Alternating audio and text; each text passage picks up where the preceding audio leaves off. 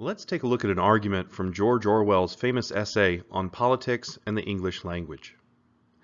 Now, it is clear that the decline of language must ultimately have political and economic causes.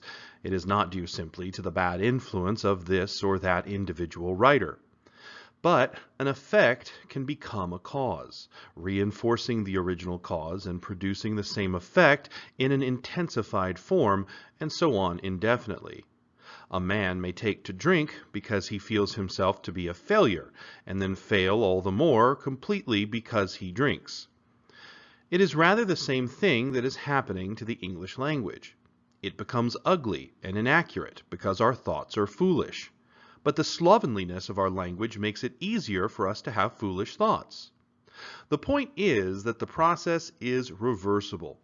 Modern English, especially written English, is full of bad habits which spread by imitation and which can be avoided if one is willing to take the necessary trouble.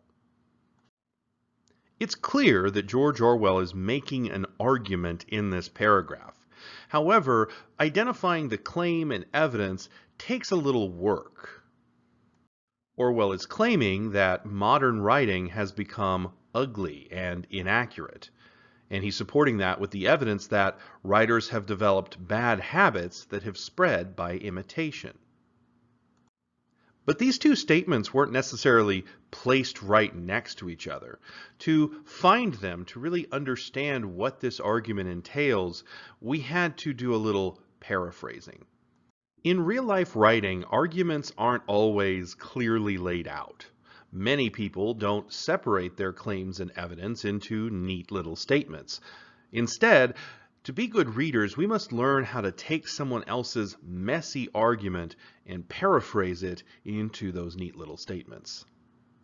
A paraphrase is just a restatement of ideas in different language for the sake of clarity and concision. And paraphrasing is a skill that we'll use a lot in this course. You will often have to write paraphrases when we give you an analysis activity, especially in something like a rhetorical analysis where you have to analyze the rhetorical function of an argument. You have to be able to paraphrase what that argument is saying, what the claim and evidence is, before you can explain any of its rhetorical function. So paraphrasing is a good skill to develop for being able to create effective text evidence.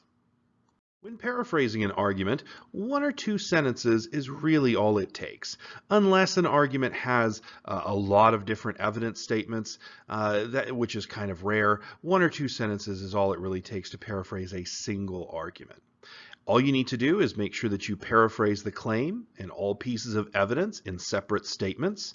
And the way you order them in your sentence, whether you talk about the claim first or the evidence first, that really doesn't matter. Just order it in whatever way flows best in your writing. To illustrate the paraphrasing process, let's look back at King Ferdinand's Requerimento. Of all these nations, God our Lord gave charge to one man called St. Peter, that he should be Lord and superior of all the men in the world, that all should obey him, and that he should be the head of the whole human race, wherever men should live, and under whatever law, sect, or belief they should be, and he gave him the world for his kingdom and jurisdiction.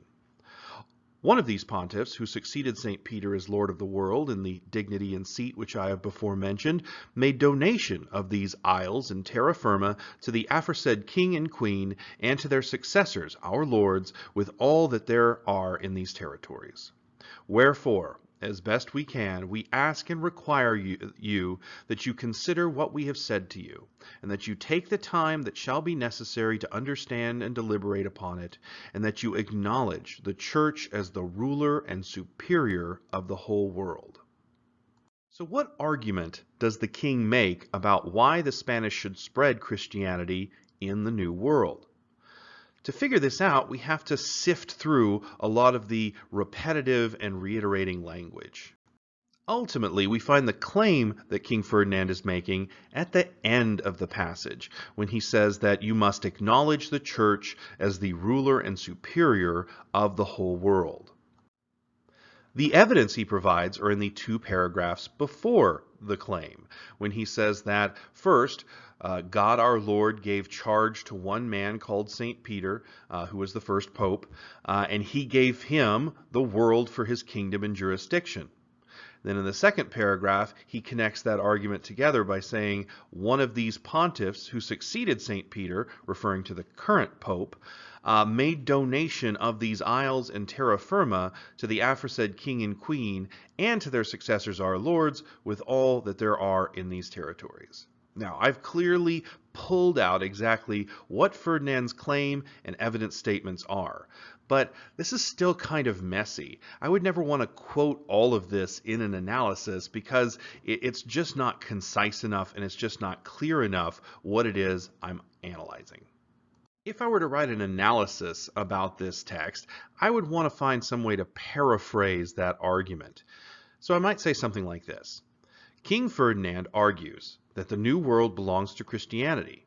He reasons that since God gave St. Peter, who was the first pope, domain over the world, and since Peter passed that dominion on to all successive popes, when the current pope granted Spain all the land in the Americas, it became the dominion of Christianity.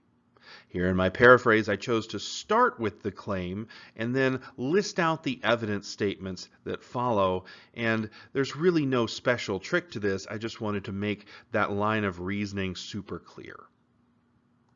There are a number of different sentence structures you can use when writing a paraphrase of an argument. Really, you just have to make sure that at the very least it's a two-part sentence structure so that you can isolate the claim from the evidence.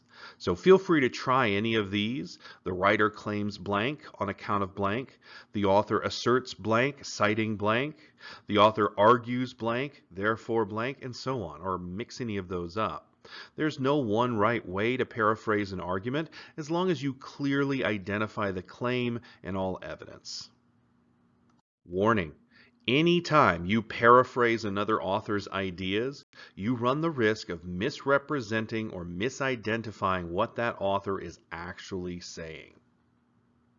Be very careful that you fully and accurately represent what the author is saying just using your own words.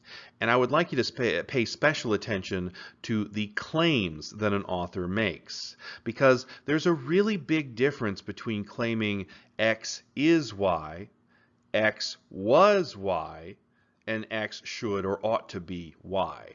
These are very different arguments, and you want to be very careful that you get the claim right, otherwise you're putting words in the author's mouth, so to speak. Time for a quick reading exercise. Read the text that's linked on the next slide, then respond to the questions that follow with paraphrases like the ones you've seen in this video.